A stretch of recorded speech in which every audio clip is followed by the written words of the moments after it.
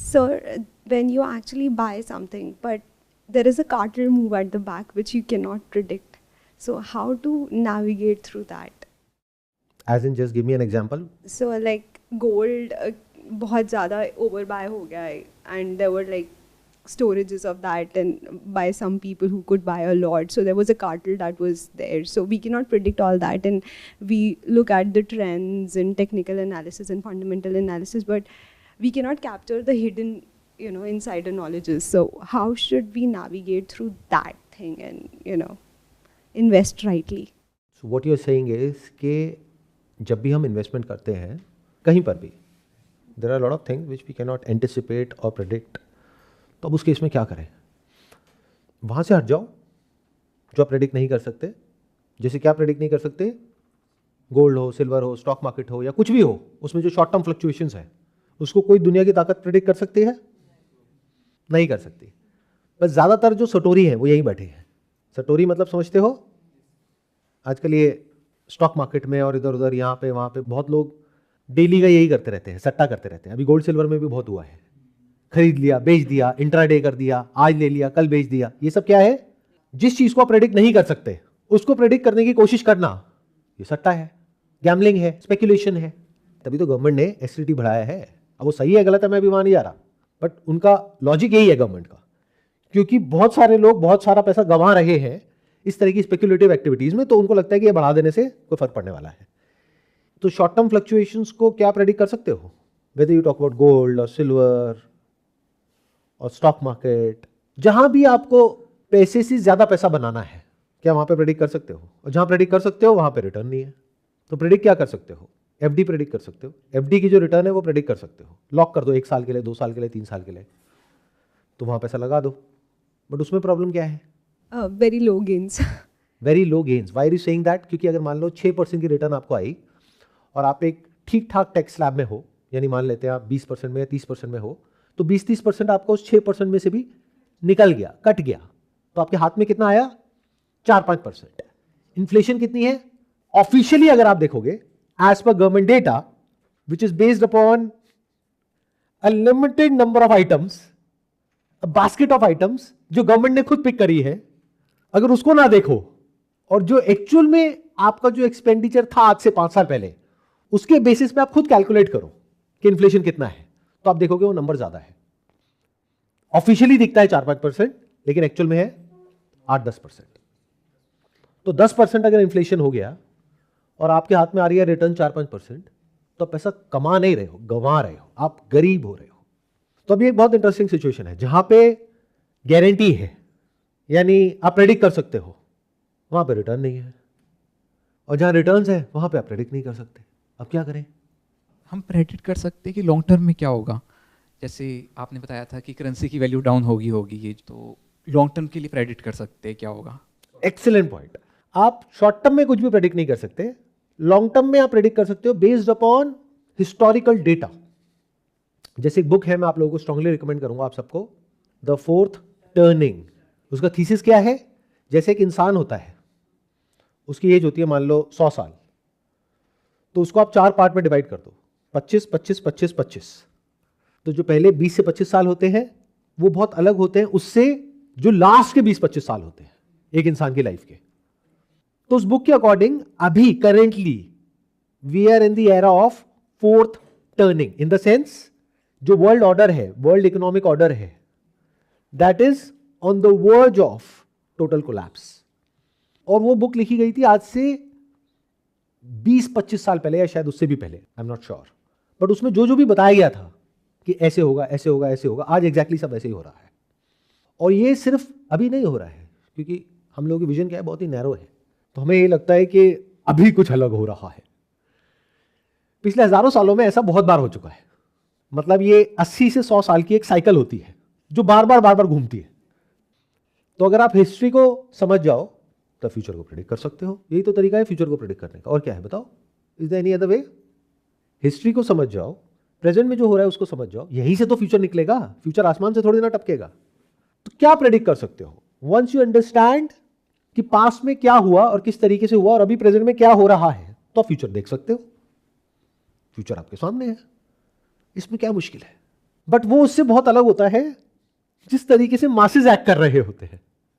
तो बहुत लोग हैं वो देख करके भी उसके ऊपर एक्ट नहीं कर पाते, क्योंकि उनको विश्वास ही नहीं होता कि अगर ऐसा है तो सब ये क्यों कर रहे हैं।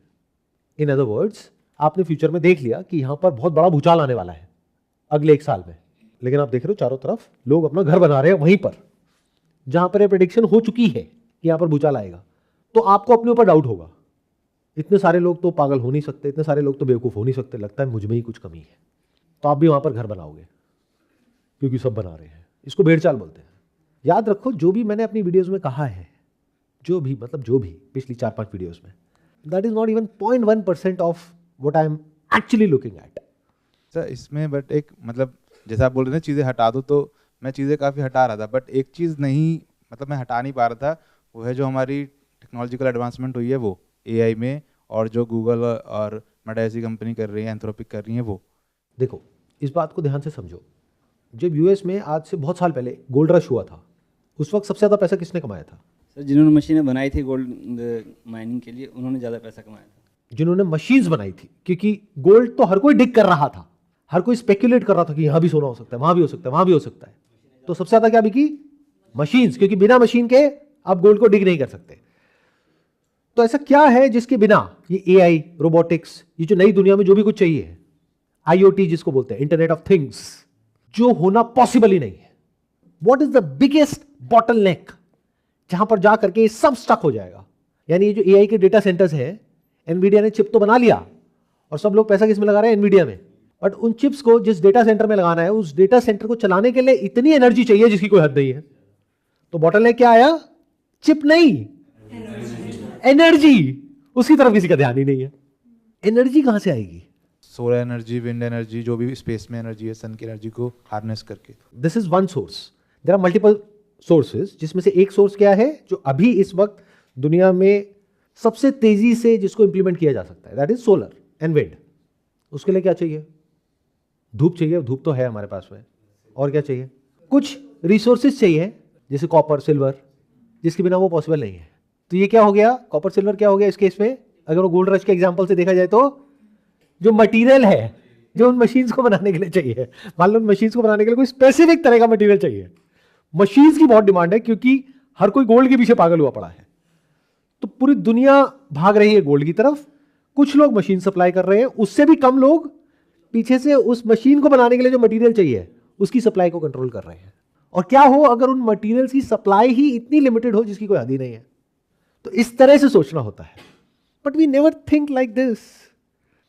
जैसे अगर आप ध्यान से मेरी जो अभी पिछली कुछ वीडियोस हैं उसको ध्यान से देखोगे, ध्यान से समझने की कोशिश करोगे, तो मैंने क्या किया है, बहुत ही बेसिक लेवल से शुरू किया है, फिर हम ऊपर तक गए हैं। मतलब आपके पास में कुछ पैसा है, वहीं से ये सेशन शुरू होता है। अगर पैसा ही नहीं है तो कोई और सेशन देखो तो ये सेशन मत देखो। बट अगर पैसा है तो उस पैसे को कहां लगाओगे? अभी हमने थोड़ी देर पहले देखा कि अगर एफडी में लगाते हैं तो फायदा नहीं है, नुकसान है। इस बात को अच्छे से समझ लो। तो कहां लगाओगे? अगर अभी की बात करी जाए तो लोगों का दिमाग कैसे चलता है? स्टॉक मार्केट, म्यूचुअल फंड, वहां पे रिटर्न ज्यादा है। तो लोगों ने मेरी वीडियोस तो देखी, बट वही होता है ना कि जो हमारे बायसेस होते हैं उससे अलग कुछ भी आता है तो हम सुन करके भी अनसुना कर देते हैं। मैंने एक बहुत ही क्लियर तरीके से डेटा उठा करके आपके सामने रखा। वो क्या कि स्टॉक मार्केट, यानी कि अगर हम सेंसेक्स की बात करें तो वो था अराउंड 5-5.5 हज़ार रुपये के आसपास सन 2000 में। आज कहां पर है? 80-85 हज़ार के आसपास। तो कितना गुना बढ़ गया? 15 से 16 गुना, 17 गुना। गोल्ड और सिल्वर की बात करी जाए तो गोल्ड कहां पर था? अराउंड 4-4.5 हज़ार के आसपास। आज कहां है? 1.5-2 लाख के आसपास। तो गोल्ड कितना बढ़ गया? Around 40 times. सिल्वर था 8,000 रुपये के आसपास। आज कहां है? जाओ मार्केट में लेने के लिए 3-3.5 लाख रुपए के आसपास, अगर आप फिजिकली मार्केट में लेने जाओगे तो, यानी वो भी हो गया 40 गुना। तो आपका ये जो फंडा है कि अगर हायर रिटर्न चाहिए तो स्टॉक मार्केट में जाना पड़ेगा, ये फंडा तो अभी पिछले 25 सालों में गलत प्रूव हो रहा है। अगले 25 साल की तो अभी हम बात ही नहीं कर रहे। रियल एस्टेट सिर्फ बड़ी बड़ी मेट्रोज में नहीं, दिल्ली एनसीआर में नहीं, इसके आगे भी आप निकल जाओ, यहाँ से 50-100 किलोमीटर, 200 किलोमीटर दूर भी, तो बहुत ज़्यादा इन्फ्लेट हो चुके हैं prices already. Again the question is, पैसा कहाँ लगाओ? जब रियल एस्टेट नहीं, क्योंकि ऑलरेडी इन्फ्लेटेड हो गया, अभी हम क्या कर रहे हैं? वो प्रेडिक्ट कर रहे हैं जो प्रेडिक्ट करना बहुत ही आसान है, जो मुश्किल है उस तरफ हम जा ही नहीं रहे हैं। और आपने कभी ध्यान से अगर मेरी वीडियोस देखी है, वहाँ पे मैं कभी जाता ही नहीं हूँ कि शॉर्ट टर्म में क्या ऊपर जाएगा क्या नीचे जाएगा। I never talk about those things. मैं कभी बोलता हूँ? I talk only on the basis of long term. और वो भी मैं कैसे वहाँ तक पहुँचा, चीज़ों को हटा हटा करके, डायरेक्ट नहीं पहुँचा। आप डायरेक्ट छलांग मारते हो, इसलिए कंफ्यूज हो जाते हो। क्या करते हो, वीडियोज़ भी देख लेते हो, फिर एंड में मैं पूछता हूँ अच्छा क्या चेंज किया अपने पोर्टफोलियो में। मैंने ना एक काम किया सर, मैंने ना म्यूचुअल फंड में लगाया हुआ था मैंने 10 लाख रुपए, उसमें से मैंने ना थोड़ा सा फंड निकाल करके मैंने ना इसमें गोल्ड ETF में लगा दिया 10,000 रुपये और सिल्वर ETF में मैंने 5,000 रुपये लगा दिया। उससे क्या हुआ अंकल? कुछ हुआ? सब कुछ वैसा का वैसा तो है। तो आप लोगों को लग रहा है कि मेरी वीडियो समझ आई? कुछ नहीं समझ आई कि मैं कह क्या रहा हूँ, क्योंकि आप मेरी वीडियोस को किस तरीके से देख रहे हो, जैसे औरों की वीडियोस देखते हो कि हाँ जी कोई आओ करके बता रहे हैं। ध्यान से देखोगे तो समझ जाओगे। सो जब हमने रियल एस्टेट को हटा दिया, क्यों हटा दिया? क्योंकि वो एक बबल के जैसा है। जो प्राइस एक्चुअल में ज़्यादातर लोग अफोर्ड कर सकते हैं एक घर के लिए, उससे बहुत ज़्यादा प्राइसेस ऑलरेडी हो चुके हैं। That means it is over inflated. That means it is like a bubble जो आज नहीं तो कल फटेगा। तो आज अगर आपने वहां पे पैसा लगा दिया लोन लेकर के, तो आने वाले टाइम में आप दोनों तरफ से फंसोगे। एक तरफ से वैल्यू कम हो गई, दूसरी तरफ से लोन भी चुकाना है, और तीसरी तरफ से एक नई प्रॉब्लम है कि अगर उस बिल्डर ने डिलीवरी नहीं किया तो क्या करोगे? तो लोन भी चुकाओ, वैल्यू भी कम, और घर भी नहीं है, तो किराया भी भरो। आप लोग हंस रहे हो, लेकिन बहुत सारे लोग यही हालत है आज की डेट में। नोएडा में देख लो क्या हुआ है। तो रियल एस्टेट को भी हमने हटाया, तो बचा क्या? कहाँ लगाओगे पैसा? Mutual funds. अब अगर म्यूचुअल फंड में आप लगा रहे हो तो इसका मतलब आप मैक्रो लेवल पे यानी ग्लोबल लेवल पे आपको कुछ भी नहीं पता है कि दुनिया में चल क्या रहा है। You have no idea, absolutely no idea. मतलब आप एक कुएं के मेंढक की तरह हो। AI कहां तक पहुंच चुका है यूएस में, उसका इफेक्ट तो आप देख रहे हो, बट वो जो आपको दिखा रहे हैं that is not even 10% of what the real picture is. वो जो पब्लिक के लिए रिलीज कर रहे हैं और जो पीछे R&D चल रही है वो कुछ और ही हो रहा है। अभी रेस वो नहीं है जो आप लोगों को दिख रही है। जहां तक आप लोग सोच रहे हो, जहां तक आप लोग सोच रहे हो वो तो मीडिया आपको परोस रहा है। एक्चुअल गेम पता है क्या है AI में? एक्चुअल गेम ये है कि कौन सबसे पहले सुपर इंटेलिजेंस तक पहुंचता है। यानी कि जो AI को आज डेवलप करने के लिए AI रिसर्चर्स चाहिए, साइंटिस्ट चाहिए, वो भी AI खुद क्रिएट करेगा, खुद अपने आप को इंप्रूव करेगा। तो इंसान पूरे तरीके से स्लूप में से हट जाएगा। तो जो कंपनी पहले वहां तक पहुंच जाएगी तो वहां पे जो स्केलेबिलिटी है उसकी अपर लिमिट हट जाएगी, वो कहीं तक भी जा सकती है। एक्चुअल गेम ये है, बट इसमें आप लोगों का क्या यूज है? कुछ भी नहीं। बट ये कोई बोलेगा नहीं। क्या बोलेंगे? कि ये जो हम निकाल रहे हैं सॉफ्टवेयर, ये आप लोगों की लाइफ बेटर करने के लिए निकाल रहे हैं, what ever that means. Game ये नहीं है, गेम उससे बहुत बड़ी है, और ये यूएस को चाइना को दोनों को पता है, तभी ये वॉर चल रही है। ये जो कोल्ड वॉर चल रही है, फाइनेंशियल वॉर चल रही है, इसके पीछे रीजन यही है। What will be the use of their technology then if we get out of the system? Who will they sell to? ये जो सेलिंग का पूरा कॉन्सेप्ट है ना, ये पूरा अपसाइड डाउन टर्न होने वाला है। What do you mean by selling? Whatever they are creating, they are हाँ, यूएस ने टैरिफ्स लगा दिए चाइना के ऊपर, उससे क्या हो रहा है? चाइना यूएस में सेल नहीं कर पा रहा, तो सेल करके बदले में मिलता क्या है? US dollar. यूएस डॉलर क्या है? Fiat currency, backed by what? By nothing. तो what is it? It's like a Ponzi scheme. Don't you understand that? बदले में क्या मिला? कागज का टुकड़ा। एक्चुअल में गुड्स किसको मिले? प्रोडक्ट किसको मिले? यूएस को। मेहनत कौन कर रहा है? चाइना। चाइना को बदले में क्या मिला? कागज का टुकड़ा। ये पुरानी दुनिया की बातें हैं, नई दुनिया में इसका कोई मतलब नहीं है। क्योंकि जो यूएस डॉलर है, which used to be the world's reserve currency, on the basis of what? On the basis of कि पूरी दुनिया के गुड्स और सर्विसेज ले लिए, बदले में उनको अपने कागज के टुकड़े दे दिए। उन्होंने उन्हीं कागज के टुकड़ों में से जो बचे उससे यूएस का डेट खरीद लिया। आज वो सब, यहां तक कि उसके अलाइज भी यूएस का डेट बेच रहे हैं और गोल्ड खरीद रहे हैं, जितने भी सेंट्रल बैंक्स हैं। तो इसका मतलब क्या है? एक बहुत बड़ी शिफ्ट आ रही है। चाइना ओपनली कह रहा है कि we want to be the world's reserve currency, although उसके कहने से कुछ नहीं होता है। और ये चीजें ओवरनाइट नहीं होती है, मतलब रातों रात ऐसा नहीं है कि यूएस हट जाएगा, चाइना की करेंसी आ जाएगी, ऐसा नहीं होने वाला। इस पूरी प्रोसेस में 5-10 साल लगेंगे। उस 5-10 साल में क्या होगा किसी को कुछ समझ ही नहीं आएगा। तो जब किसी को कुछ नहीं समझ आता है तो कोई इंसान क्या करता है? जैसे आप हो, आपको कुछ नहीं समझ आ रहा, पैनिक है, मान लो बाढ़ आ गई, तो उस वक्त क्या करोगे? स्विमिंग करोगे? आप कहोगे वाह मजा आ गया, एडवेंचर स्पोर्ट्स के लिए चलते हैं। अरे घर आपका पूरा एडवेंचर बना पड़ा है, तो उस वक्त क्या चाहिए आपको? एडवेंचर चाहिए। एडवेंचर तो पहले ही बहुत है आसपास में। क्या चाहिए बाढ़ में? उस वक्त आप कुछ स्टेबल ढूंढते हो, आप कुछ ऐसा स्टेबल ढूंढते हो जो बाढ़ उसको बहा करके ना ले जा सके। सबसे स्टेबल क्या है यहां पर? उसको पकड़ने की कोशिश करते हो, जो भी हाथ में पकड़ में आता है। तो हिस्टोरिकली वो स्टेबिलिटी कौन प्रोवाइड करता था? US dollar, the world's reserve currency. अब उसी में एक बहुत बड़ा क्वेश्चन मार्क लग गया है। लोगों का ना तो यूएस पे ट्रस्ट है, ना यूएस की करेंसी पे ट्रस्ट है, और ट्रंप की तो बात ही मत करो। तो अब जब बाढ़ आएगी, कब आएगी? हर कुछ साल में आती है। मतलब क्या होता है? स्टॉक मार्केट क्रैश हो जाता है, रियल एस्टेट क्रैश हो जाता है, जैसे सन 2000 में हुआ, फिर 2008 में हुआ। तो सारा पैसा निकल करके कहां जाता था? यूएस ट्रेजरीज में और बॉन्ड्स में। अब तो लोग बेच रहे हैं, क्यों? क्योंकि उसकी यील्ड्स बढ़ रही हैं। यील्ड बढ़ने का मतलब होता है उसका प्राइस कम हो रहा है। तो कोई भी चीज ऐसी खरीदोगे जो आज आप खरीदते हो और उसका प्राइस कल कम हो जाएगा। बट यूएस बॉन्ड्स के साथ तो यही हो रहा है। तो US bonds which used to be the safe haven, वो अब सबसे रिस्की एसेट बनता चला जा रहा है। तो जब स्टॉक मार्केट क्रैश होगा, तो स्टॉक मार्केट नहीं, रियल एस्टेट नहीं, bitcoin, crypto which is a risk asset, वो नहीं, और इस सब का जो बेस था पिछले 100 साल में, यानी कि यूएस बॉन्ड्स एंड ट्रेजरीज, वो भी नहीं, तो बचा क्या?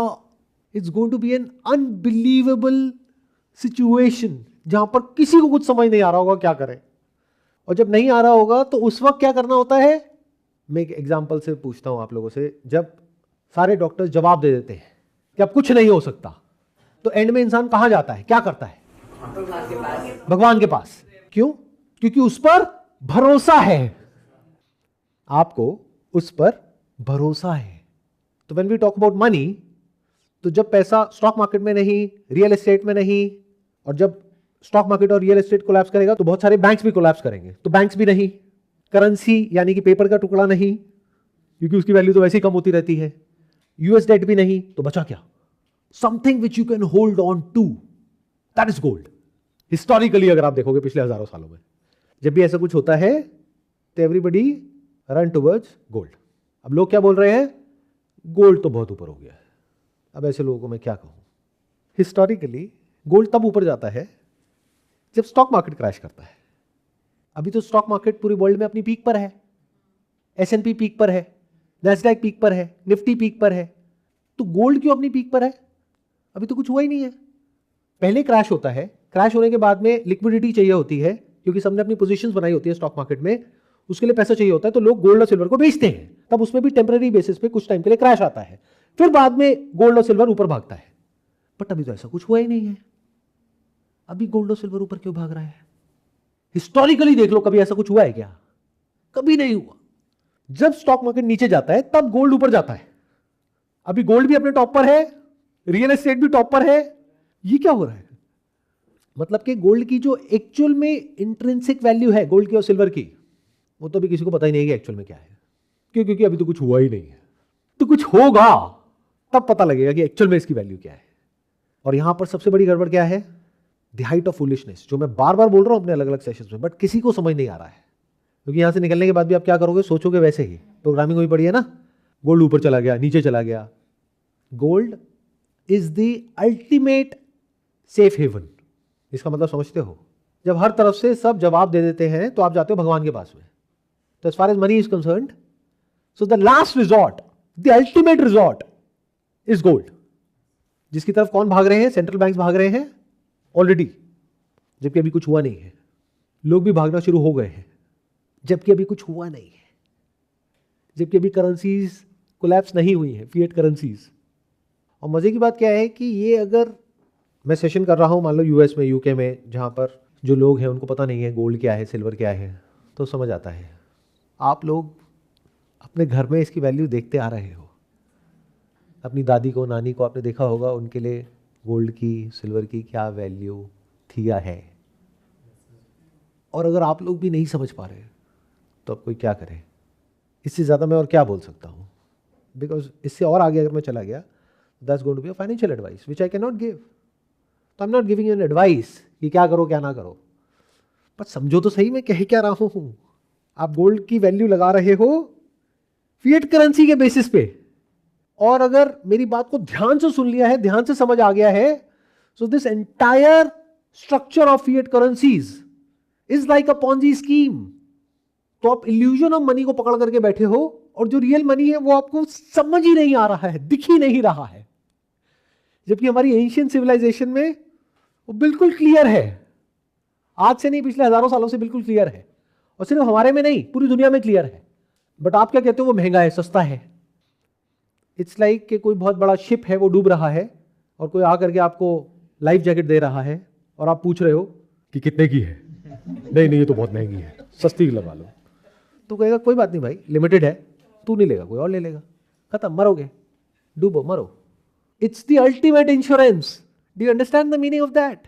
For what? For your family, for your kids, not for me. It's the ultimate resort. ये अगर बात समझ आ गई है तो आपको समझ आ जाएगा इसकी वैल्यू क्या है। फिर एक शॉर्ट टर्म में जो फ्लक्चुएशंस होती हैं उसकी तरफ ध्यान देना बंद कर दोगे। सर अभी जैसे हम मेंशन कर रहे हैं कि gold is a ultimate haven, safe haven, so किसी दूसरी लाइक सिल्वर को हम बोल सकते हैं कभी जो छोटा देवता है, जस्ट लाइक या कोई precious metal apart from gold? नहीं, आप बोल नहीं सकते हो। आप हिस्टोरिकली देखो ना, जैसे यूके में क्या चलता है, पाउंड, तो it used to be 1 pound of sterling silver. अभी क्या है, 1 पाउंड ऑफ नथिंग, जिसको आप करेंसी बोल रहे हो, और वो रख के बड़े खुश होते हो, देखो मेरे पास में 1 पाउंड है। और व्हाट? 1 पाउंड मतलब वेट, जैसे 1 kg ऑफ व्हाट? नथिंग। ये आज की सिचुएशन है। पहले के जमाने में क्या होता था कि वो एक पेपर कॉन्ट्रैक्ट था, 1 pound of sterling silver which is 9 to 5 silver, वो आप जाओ और जा करके उसको कन्वर्ट कर लो। आज क्या है? कुछ भी नहीं। और ये सिर्फ वहां पर नहीं, पूरी दुनिया में है, कहीं पर भी। क्या है? It's just a paper promise of what? Of government. Government को ट्रस्ट करते हो आप।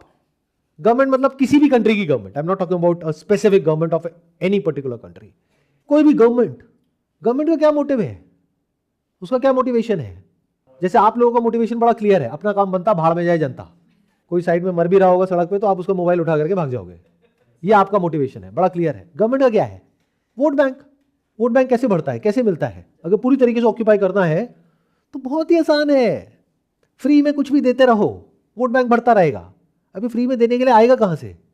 गवर्नमेंट की बैलेंस शीट खराब होती रहेगी। मतलब क्या? वो जो रुपया है आपके पास में, या डॉलर है या पाउंड है, उसकी वैल्यू और गिरती चली जाएगी। तो हमने क्या प्रेडिक्ट किया? पास्ट में फिएट करेंसीज की वैल्यू गिरी है, और आप लोग क्या है, इसको ऐसे देखते हो, अच्छा रुपए की वैल्यू गिरी है डॉलर के कंपैरिजन में। अरे सिर्फ ये सच नहीं है, डॉलर को भी अगर आप गोल्ड से कंपेयर करोगे, एक्चुअल में देखना है ना डॉलर की वैल्यू कितनी गिरी है।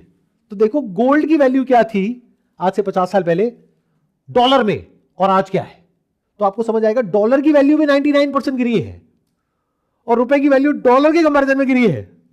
तो एक्चुअल में देखो रुपए की वैल्यू गोल्ड के कंपैरिजन में कितनी गिरी है। समझे? इस तरीके से देखना होता है।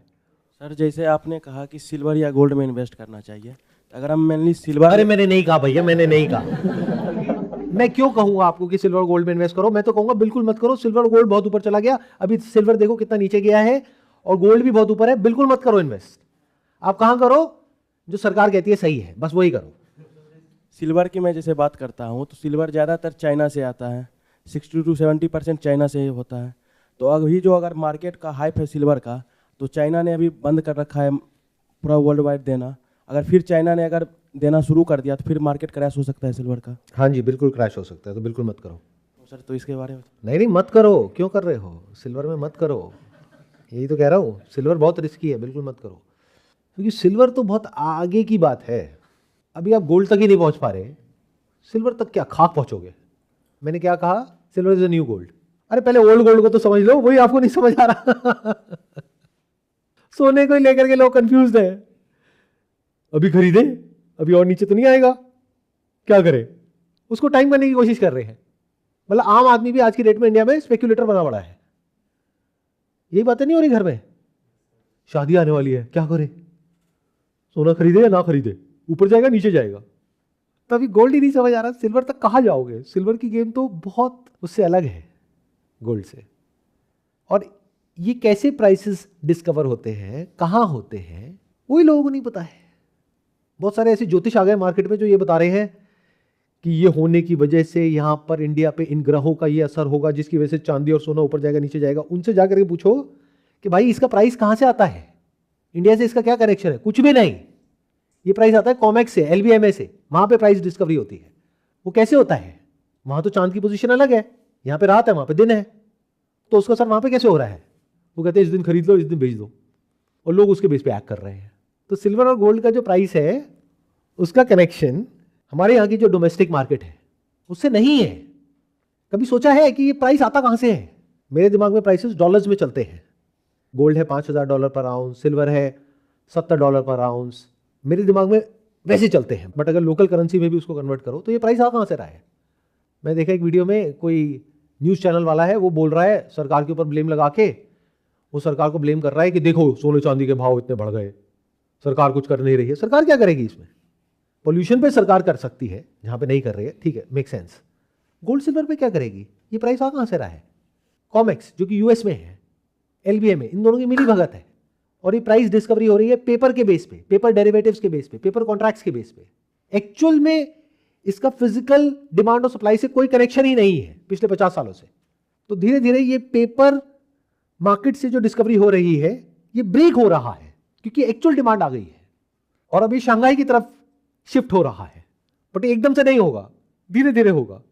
इन्वेंट्री इनके जो वॉल्ट्स है वहां पे बहुत तेजी से खत्म हो रही है, लोग फिजिकल मांग रहे हैं। तो दुनिया में कुछ बहुत बड़ा चल रहा है जिसकी वजह से यहां पर कुछ हो रहा है। अब दुनिया में क्या हो रहा है और कौन इसको कंट्रोल कर रहा है प्राइस को? कौन कहता है कि आज सिल्वर का प्राइस या गोल्ड का प्राइस ये होगा? लगाओ दिमाग। उन लोगों की क्या पोजीशन है, क्या वो पता है आपको? ये जो बड़े बड़े बैंक्स हैं जिसको बुलियन बैंक बोलते हैं, जैसे JP मॉर्गन है, इट्स अ बुलियन बैंक। तो एक US के बैंक से एक नॉन US के बैंक है, इनकी क्या पोजीशन है? क्या ये लॉन्ग है, क्या ये शॉर्ट है? इसको रिसर्च बोलते हैं। बट ये रिसर्च कौन करता है और क्यों करता है? Someone who actually wants to go to the very root of what the real problem is, और वो फिर उसके सॉल्यूशन तक पहुंचना चाहता है, अपने लिए, किसी और के लिए नहीं। वो वहां तक जाएगा। जो भी अभी तक मैं समझा हूँ, बेसिकली गोल्ड का प्राइस जो हम सोच रहे हैं जो या जो अभी मार्केट में है उससे बहुत बहुत बहुत ज़्यादा है। Is it? मे और may not be true, I don't want to give any comments, but historically अगर आप देखोगे तो सिल्वर के प्राइस को सप्रेस किया गया है। इन अदर वर्ड्स, सिल्वर की मार्केट बहुत छोटी है, गोल्ड की मार्केट बहुत बड़ी है। तो सिल्वर को कंट्रोल करना बहुत आसान है बड़े बड़े बैंक्स के लिए। तो पिछले 50 साल में अगर आप देखोगे तो हर चीज़ महंगी हुई है, सिल्वर महंगा हुई है। 1979 में जो रैली आई थी वहाँ पे $50 हिट किया था, 2011 में फिर $50 हिट किया था। अब जा करके अभी कुछ महीने पहले उस $50 को ब्रेक किया है। कोई और ऐसा एसेट बताओ या कोई और ऐसी चीज़ बताओ जो आज से 50 साल पहले भी 50 रुपये की थी, आज भी 50 रुपये की है। तो इसका मतलब क्या है? उसके प्राइसेस को आर्टिफिशियली मैनिपुलेट किया गया है, सप्रेस किया गया है। और ये वहाँ पे कोर्ट में ये जो बड़े बड़े बुलियन बैंक्स हैं, इन्होंने इस केस को सेटल किया था in close to around $1 billion. ऐसे नहीं दिए उन्होंने पैसे।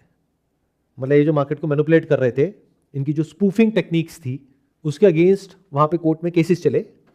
उसके बाद में वो केसेस सेटल हो गए, लेकिन ऐसे नहीं हो गए। उसके लिए उन्होंने क्लोज टू अराउंड $1 बिलियन वो दिया उसको सेटल करने के लिए। मतलब क्या? उन्होंने एक्सेप्ट कर लिया कि हमने गलत किया, नहीं तो क्यों देते पैसे, 1 रुपये भी क्यों देते। तो ये हुआ पास में, तो फ्यूचर में ये क्यों नहीं होगा? लगाओ दिमाग। और अगर ये नहीं होगा तो क्या होगा और कैसे होगा?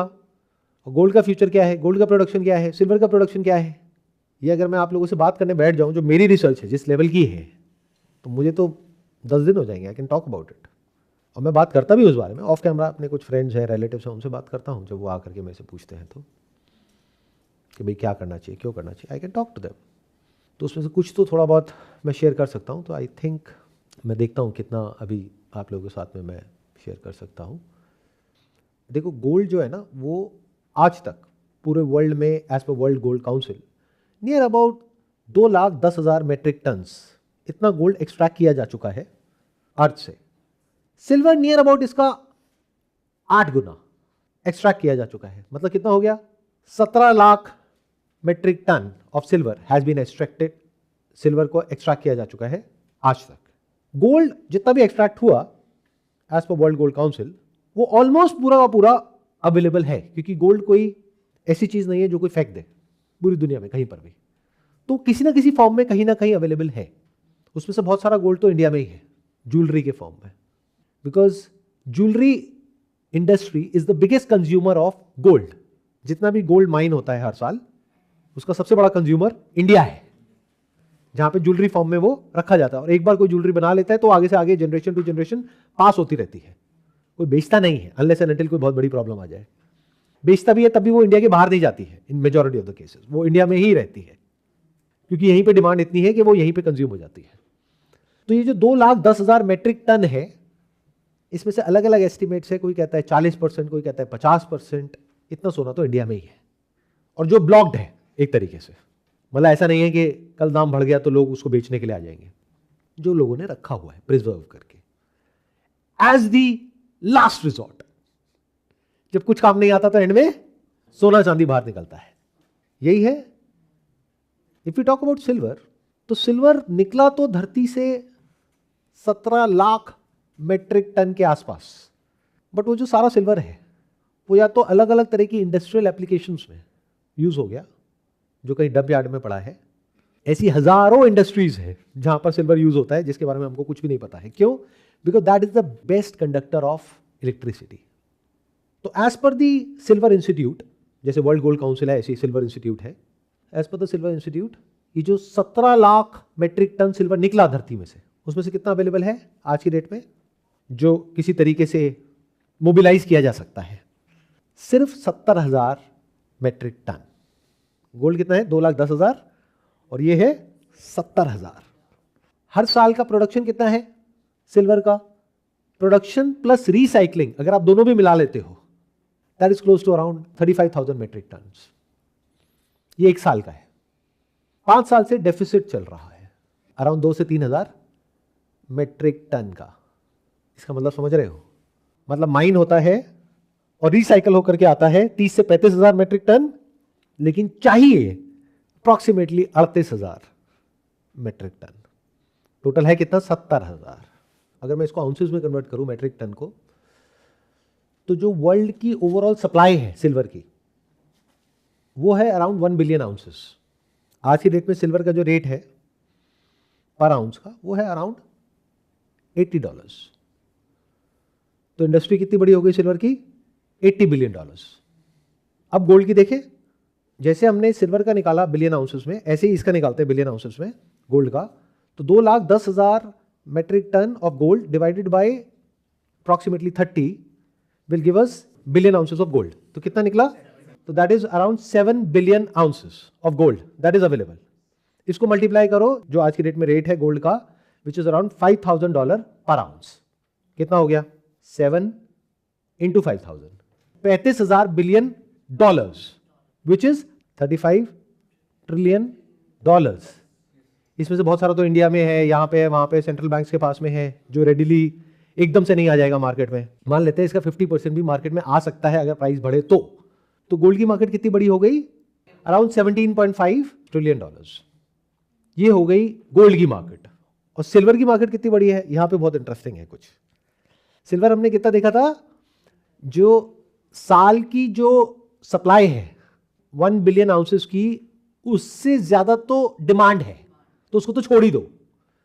जो स्टॉक बचा हुआ है वो है 2 बिलियन आउंसेस का, उसमें से भी डेफिसिट चल रहा है पिछले 5 साल से। तो एक्चुअल में अगर आप देखोगे वो सिल्वर जो रेडिली अवेलेबल है, एंड सप्लाई इज इनइलास्टिक, एकदम से सप्लाई को बढ़ाया नहीं जा सकता सिल्वर की। अगर डिमांड बढ़ गई तो उसको बढ़ाने में 5-10 साल लग जाएंगे, क्योंकि सिल्वर की एक्सक्लूसिव माइंस नहीं होती है, it comes as a by product.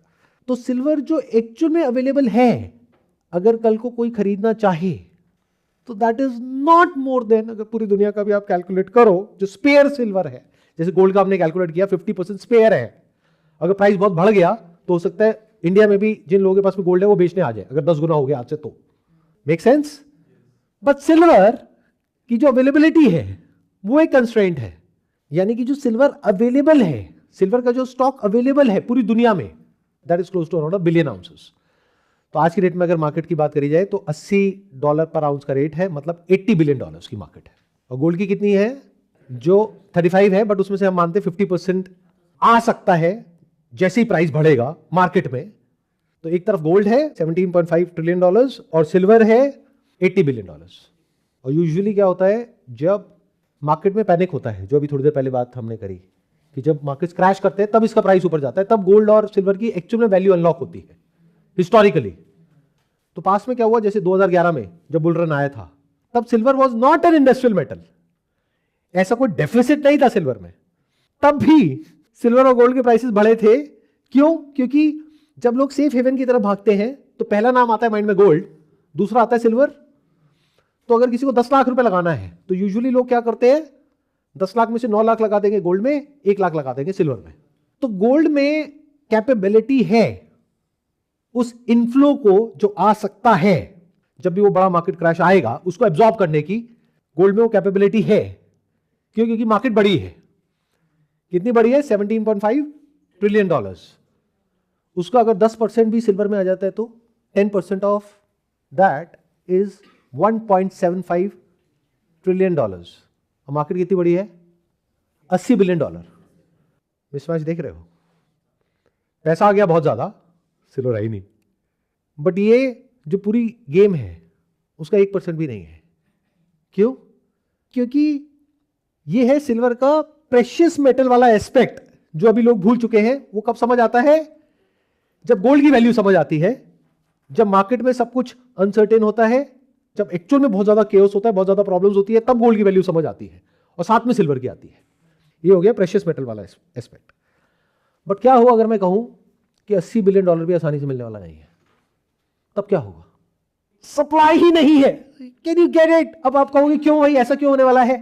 Because recently, अभी कुछ महीने पहले, US declared for the first time in history silver as one of the critical minerals for its nation. Critical का मतलब समझते हो? जिसके बिना economy, nation, defence sector, energy sector, वो सब प्रॉब्लम में आ सकता है अगर वो ना मिले तो। एक तरफ से यूएस ने इसको डिक्लेयर किया एज क्रिटिकल मिनरल, बट लोग क्या करते हैं, न्यूज को सिर्फ न्यूज की तरह देखते हैं, वो अपना आगे दिमाग नहीं लगाते। अरे अगर वो यूएस के लिए क्रिटिकल है तो क्या इंडिया के लिए नहीं है? यूरोप के लिए नहीं है? ऑस्ट्रेलिया के लिए नहीं है? जैसे sun is critical for US, officially उसने लिख दिया sun is critical for US. Implied क्या है? It is critical for everyone, क्योंकि एनर्जी तो सबको चाहिए। इंडिया में बात हो रही है सोलर एनर्जी की तरफ शिफ्ट होने की, तो उसके लिए सिल्वर तो चाहिए।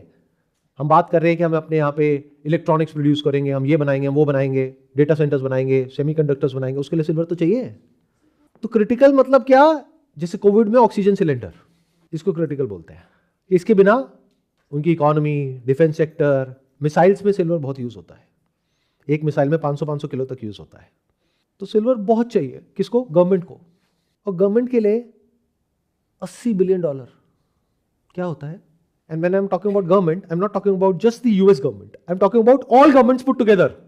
तो $80 बिलियन के पीछे कौन पड़ा है? गवर्नमेंट्स। क्यों? क्योंकि कंट्रीज के लिए, नेशंस के लिए, गवर्नमेंट्स के लिए सिल्वर क्रिटिकल हो गया है। कब? पिछले 100 साल में नहीं था, अभी पिछले 5-10 सालों में, क्योंकि उसकी शॉर्टेज है। क्यों? क्योंकि हर जगह यूज हो रहा है। जहां भी कोई हाई एंड एप्लीकेशन होती है, एआई में, रोबोटिक्स में, इलेक्ट्रॉनिक्स में, ईवीज में, हर जगह पे यूज हो रहा है। तो एक क्रिटिकल है for every economy, for the world, मतलब नेसेसिटी है। तो इसके पीछे कौन पड़ गए? नेशंस। अब अगर तो ये होता $100 ट्रिलियन का मार्केट, तब तो दिक्कत नहीं थी, क्योंकि नेशंस के पास में लिमिटेड पैसा है। यूएस की बैलेंस शीट कितनी बड़ी है और सिल्वर की मार्केट कितनी बड़ी है? अभी यूएस ने कुछ दिन पहले एक बजट एलोकेट किया है of close to around $10 billion critical, ये जो मिनरल्स हैं, ये जो लिस्ट आई थी, उसका स्टॉक मेंटेन करने के लिए, उसको एक्यूमुलेट करने के लिए, ताकि अगर कहीं उसकी शॉर्टेज हो जाए तो पूरी की पूरी जो इंडस्ट्रीज है यूएस की, वो सारी कोलैप्स कर जाएंगी। डिफेंस सेक्टर, जिसके ऊपर यूएस खड़ा है पूरी दुनिया में as the global super power, उसका क्या होगा बिना सिल्वर के? तो स्टॉक पाइल करने के लिए उसने एक बजट एलोकेट किया है विच इज अराउंड $10 बिलियन। और वर्ल्ड के जितने भी सेंट्रल बैंक्स हैं वो पिछले बहुत सालों से, स्पेशली जब रशिया यूक्रेन की वॉर हुई थी और रशिया के $300 बिलियन के जो एसेट्स थे जो यूएस डॉलर्स में पड़े थे, और यूएस ने उस पर कब्जा कर लिया था। आप ये भी कह सकते हो कब्जा कर लिया, ये भी कह सकते हो चुरा लिए। मतलब सोचो, रशिया का पैसा पड़ा है यूएस के पास में और यूएस ने कहा हम नहीं दे रहे। तभी से लोगों का विश्वास उठ गया था स्विफ्ट के ऊपर से और यूएस डॉलर के ऊपर से, क्योंकि सारी कंट्रीज को समझ आया कल को हमारे साथ भी हो सकता है अगर हमने यूएस की बात नहीं मानी तो। तभी लोगों ने गोल्ड की तरफ शिफ्ट होना शुरू हो गए। ऊपर से गोल्ड को डिक्लेयर कर दिया गया as per Basel 3 as a tier 1 asset, मतलब कि it is the top tier asset. जैसे एसेट्स में भी कैटेगरी होती है, ये जो बैंक्स है वो क्या होल्ड करते हैं, तो अगर आप गोल्ड को होल्ड करते हो अपनी बैलेंस शीट पे, it is the top tier asset. तो जब भी नेक्स्ट कैलामिटी आएगी in the financial sector in all over the world, तो पैसा मूव करेगा गोल्ड की तरफ और सिल्वर की तरफ। पास में तो सिल्वर था तो वो पैसा एब्जॉर्ब हो जाता था और सिल्वर का प्राइस एक लिमिट तक ऊपर जाता था। फ्यूचर में क्या होगा, मतलब आई am not giving an answer, क्योंकि मेरे पास में भी इसका कोई आंसर नहीं है, मैं तो सिर्फ देख रहा हूं फैक्ट्स को। जब गवर्नमेंट्स के लिए क्रिटिकल है, गवर्नमेंट के लिए $80 बिलियन इज नथिंग, सारी गवर्नमेंट्स के लिए मिला करके। अगर वर्ल्ड की 20 गवर्नमेंट भी $4-4 बिलियन लगा दें तो सिल्वर गया, गायब है ही नहीं। और उधर से ऑलरेडी शॉर्टेज चली रही है, वो बढ़ नहीं सकती सप्लाई, तो सिल्वर कहां से आएगा। और दूसरी तरफ से ETF के लिए भी सिल्वर चाहिए। जैसे हमारी कंट्री में जो RBI है, SEBI है, उसने बहुत अच्छा काम किया है कि मतलब ये जो सिल्वर ETFs हैं, गोल्ड ETFs हैं, that is all backed by physical gold and silver. 98%, 99% वो सिल्वर और गोल्ड होल्ड करते हैं। उनको भी तो चाहिए ना, वो कहां से आएगा। जब चारों तरफ अनसर्टेनिटी होगी तो लोग फिजिकल भी खरीदना चाहेंगे, वो कहां से आएगा। इंडस्ट्रीज को चाहिएगा, वो कहां से आएगा। और इंडस्ट्रीज के लिए वो कोई ऐसा एसेट नहीं है कि जैसे आप लोगों के लिए है कि पहन लिया और दिखा दिया, नहीं दिखाया, व्हाटएवर। उनके लिए तो वो डू और डाई वाला सिनेरियो है। मतलब अगर इंडस्ट्री को, जिसको वो चाहिए, बहुत सारी इंडस्ट्रीज को मान लेते हैं थोड़ा थोड़ा चाहिए, क्योंकि लगता बहुत थोड़ा सा है लेकिन इंडस्ट्रीज बहुत सारी है और नंबर ऑफ प्रोडक्ट्स बहुत ज्यादा है। जैसे एक आईफोन है, उसमें भी थोड़ा सा लगता है, बट आईफोन कितने ज्यादा है, तो उन सबको कलेक्ट करो तो एप्पल को ही कितना सारा सिल्वर चाहिए, टेस्ला को चाहिए। तो अगर इन लोगों ने कॉर्नर कर लिया, उधर से गवर्नमेंट लड़ रही है, जो गवर्नमेंट है वो कह रही है हमें भी चाहिए, इधर से इंडस्ट्रीज कह रही है, ये जो बिलियनर्स हैं वो कह रहे हैं हमें भी चाहिए, पब्लिक कह रही है हमें भी चाहिए, बट वो है ही नहीं। That's why I said silver is the new gold. अब अगर इसमें आप शॉर्ट टर्म फ्लक्चुएशंस को देखोगे, वो किस वजह से हो रही है। एक जो बुलियन बैंक्स इसको कंट्रोल करते हैं, मैनिपुलेट करते हैं, हो सकता है उनकी वजह से हो रही है, हो सकता है नहीं हो रही, बट एक बात पक्की है कि जब भी कोई कमोडिटी या कोई भी एसेट एकदम से ऊपर जाता है पैराबोलिकली, तो नीचे भी आता है। तो जहां पर बहुत ज्यादा ऊपर जाएगा वहां पे बहुत ज्यादा नीचे भी आएगा शॉर्ट टर्म में, बट आपको देखना उसका ट्रेंड किस तरफ है। मतलब जो लोग इस गेम को नहीं समझते हैं वो कैसे देखेंगे, ये ऊपर गया, नीचे गया, फिर ऊपर जाएगा, फिर तो नीचे नहीं आ जाएगा, अरे आएगा, but what you have to understand is trend किस तरफ है। इज इट गोइंग साइडवेज, ऊपर नीचे, तो सब कुछ ही जा रहा है, सारे एसेट जा रहे हैं, स्टॉक मार्केट भी जा रहा है, बट क्या वो ऐसे ऐसे करके साइडवेज जा रहा है, क्या वो ऐसे ऐसे करके नीचे जा रहा है, क्या वो ऐसे ऐसे करके ऊपर जा रहा है। That you need to understand. Silver के प्राइस को आर्टिफिशियली सप्रेस किया गया है पिछले 50 सालों से। उसका एक्चुअल में उसकी वैल्यू क्या है, एक्चुअल में उसका प्राइस क्या है, वो तो किसी को पता ही नहीं है।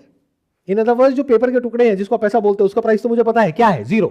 तब तक ही है जब तक आप लोगों को भरोसा है, वरना उसका प्राइस क्या है, उसकी वैल्यू क्या है, 0। तो it is not a store of value. उसकी वैल्यू फ्यूचर में कमी होने वाली है, क्योंकि पास में कमी हुई है। मान लो आपकी मदर ने 500 रुपए का कोई नोट या 500 रुपए की गड्डी सेव करके रखी हुई है अपने पास में, तो उसकी वैल्यू बढ़ गई है, कम हो गई है, कमी हो रही है ना। सिंपल है। तो ये प्रेडिक्ट करना बड़ा आसान है। तो फ्यूचर में भी कमी होगी, क्यों, क्योंकि गवर्नमेंट अपने खर्चा बढ़ाएगी। कितना आसान है बताना, कौन सी गवर्नमेंट, कोई भी गवर्नमेंट। तो फिएट करेंसी की वैल्यू कम होगी। जब फिएट करेंसी की वैल्यू कम होगी और ग्लोबली इस तरह से कोलैप्स आएगा, तो कम होने की वजह से हमको लगेगा गोल्ड और सिल्वर बढ़ रहा है, बट वो बढ़ नहीं रहा है। फिएट करेंसीज की वैल्यू कम हो रही है, डॉलर की वैल्यू गिर रही है, रुपए की वैल्यू गिर रही है, इस वजह से वो महंगा हो रहा है। ये जब आपको फंडामेंटली समझ आ जाता है, तब आपको पूरा खेल समझ आ जाता है। बट हैविंग सेड दैट, जो भी मैंने कहा, do not take it as an investment advice. मैं आपको ये नहीं कह रहा कि ये करो वो करो, बट जो हमारी एंशिएंट विजडम है, जिससे हम बहुत दूर निकल आए हैं पिछले कुछ सालों में, क्योंकि मीडिया ने और ऑर्गेनाइजेशंस ने आपका पूरा ब्रेन वॉश कर दिया है, एज इफ कि पैसा कमाने का सिर्फ एक ही तरीका है, वो है स्टॉक मार्केट। जो झूठ नहीं है, बट हर चीज का एक समय होता है।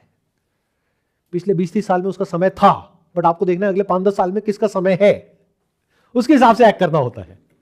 If you can understand this whole thing, अगर ये पूरा आप समझ जाते हो और फिर उसके हिसाब से एक्ट करते हो, तो इस नई दुनिया में आप सिर्फ सर्वाइव ही नहीं करोगे, you will thrive like anything. मतलब आप ग्रो भी कर पाओगे।